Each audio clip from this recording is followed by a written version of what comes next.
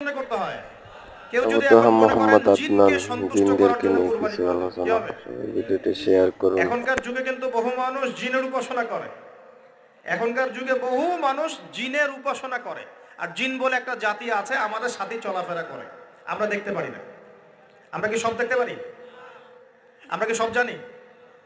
আমরা তো আমাদের আত্মাকেই দেখতে পারি না। এত ঘুমাই গেছেন, আত্মা চলে গেছে, দেখতে পারছেন? আর আমরা কি জানি? আমরা কতটুকু জানি আগামীকাল কি হবে আপনার সাথে, বলেন দেখি। কেউ জানে? আমাদের জ্ঞান কত ক্ষুদ্র, বুঝতে পারলাম। আগামীকাল কি হবে তাই জানি না, আমার আত্মাকেও চোখে দেখি না।